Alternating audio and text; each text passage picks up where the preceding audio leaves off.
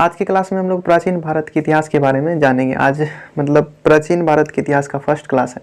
तो सबसे पहले हम लोग ये समझते हैं कि प्राचीन भारत के जो इतिहास है इसे जानने के स्रोत कौन कौन से हैं, यानी किन किन चीज़ों से हमें प्राचीन भारत के बारे में जानकारियाँ मिलती है। तो देखिए, सबसे पहले मतलब प्राचीन भारत के इतिहास जानने के 3 स्रोत हैं। पहला है साहित्यिक स्रोत।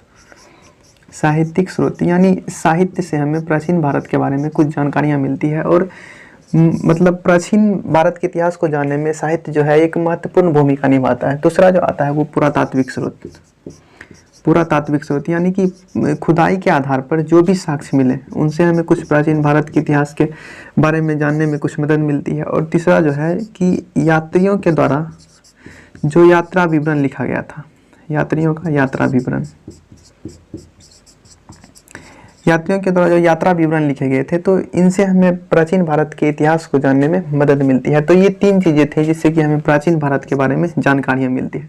तो सबसे पहले हम लोग देखते हैं कि साहित्यिक स्रोत जो है इनसे हमें क्या क्या चीज़ की जानकारियाँ मिलती है। तो देखिए, साहित्यिक स्रोत जो है, साहित्यिक स्रोत, इसे हम लोग 2 भागों में बांटते हैं।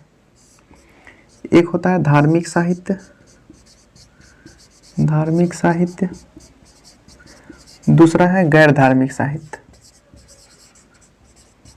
गैर धार्मिक साहित्य, इसे लौकिक साहित्य भी कहा जाता है।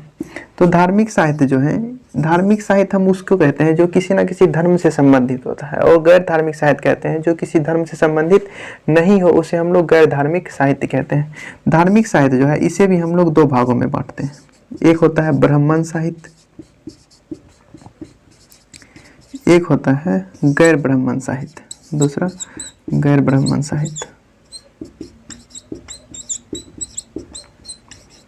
गैर ब्राह्मण साहित्य, अब देखिए ब्राह्मण साहित्य और गैर ब्राह्मण साहित्य किसे कहते हैं। ब्राह्मण साहित्य जो होते हैं, ये ब्राह्मण साहित्य कहते हैं कि जो किसी हिंदू धर्म से संबंधित हो, जैसे चारों वेद हो गए, ऋग्वेद, सामवेद, यजुर्वेद, अथर्ववेद, या फिर ब्राह्मण ग्रंथ हो गए, ब्राह्मण ग्रंथ, आरण्यक ग्रंथ, आरण्यक ग्रंथ, या फिर आप ले लीजिए उपनिषद, उपनिषद, या फिर उपवेद, महाकाव्य, महाकाव्य, ये सब जो चीज़ें हैं ये ब्राह्मण साहित्य से मिलते हैं। यानी ब्राह्मण साहित्य जो भी वैसे स्रोत जो कि हिंदू धर्म से संबंधित होता है उसे हम लोग ब्राह्मण साहित्य कहते हैं। और गैर ब्राह्मण साहित्य जो होते हैं जो कि हिंदू धर्म से संबंधित नहीं हो, जैसे कि आप ले लीजिए जैन साहित्य और बौद्ध साहित्य, जैन साहित्य और बौद्ध साहित्य। बौद्ध साहित्य में बौद्ध साहित्य मतलब जिससे कि हमें बौद्ध धर्म के बारे में जानकारियाँ मिलती है उसको हम लोग बौद्ध साहित्य कहते हैं, और जिससे हमें जैन धर्म के बारे में जानकारियाँ मिलती है उसे हम लोग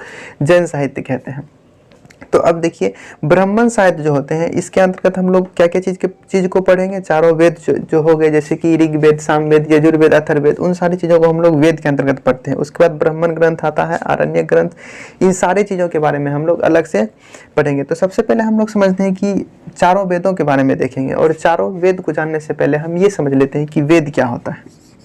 वेद, देखिए वेद जो है इसका अर्थ होता है पवित्र ज्ञान, पवित्र ज्ञान, पवित्र ज्ञान या फिर आध्यात्मिक ज्ञान, पवित्र ज्ञान या फिर आध्यात्मिक ज्ञान। वेद का अर्थ क्या होता है? पवित्र ज्ञान या आध्यात्मिक ज्ञान। वेद को हम लोग अपौरुषेय कहते हैं। क्या कहा जाता है? वेद को अपौरुषेय कहा जाता है, क्योंकि इसकी रचना जो है, वेद की रचना ईश्वरों के द्वारा किया गया है। ऐसा माना जाता है कि वेद की रचना भगवानों के द्वारा किया गया है, जिसके कारण कि हम लोग इसे अपौरुषेय कहते हैं। अब देखिए, वेद के संकलनकर्ता जो है, संकलनकर्ता वो वेद व्यास है। कौन है? वेद व्यास। महर्षि कृष्णद्वैपायन वेद व्यास को वेदों का संकलन कर्ता कहा जाता है। संकलन कर्ता इसे माना जाता है वेद व्यास जी को। अब देखिए, वेद जो होते हैं, वेद 4 वेद होते हैं। कितने वेद? 4 वेद। ऋग्वेद, सामवेद, यजुर्वेद और अथर्ववेद। अथर्ववेद। वेद कितने होते हैं? वेद 4 होते हैं। ऋग्वेद, सामवेद, यजुर्वेद और अथर्ववेद। ऋग्वेद, सामवेद, यजुर्वेद जो है, इन 3 वेदों को हम लोग वेद त्रयी कहते हैं, क्योंकि इन तीनों वेदों की रचना सबसे पहले किया गया था। यानी कि ऋग्वैदिक कालों में ऋग्वेद, सामवेद, यजुर्वेदों की रचना की गई थी, जिसके कारण कि हम लोग इसे वेद त्रयी कहते हैं। और अथर्ववेद जो है, अथर्ववेद को हम लोग वेद के अंतर्गत नहीं रखते हैं। वो इसलिए क्योंकि इसकी रचना बाद में किया गया था, यानी कि उत्तर वैदिक कालों में अथर्ववेदों की रचना किया गया था, जिसके कारण कि हम लोग अथर्ववेद को वेद त्रयी के अंतर्गत नहीं रखते हैं। और किसी किसी बुक में लिखा हुआ रहता है कि पहले जो मतलब वेद का जो रचना हुआ था वो 3 वेद का ही रचना हुआ था, जिसके कारण कि हम इन तीनों को वेद त्रयी कहते हैं, और अथर्ववेद को बाद में जोड़ा गया था, जिसके कारण कि हम लोग इसे वेद त्रयी के अंतर्गत नहीं रखते हैं। तो कल के क्लास में हम लोग इन चारों वेदों के बारे में समझेंगे।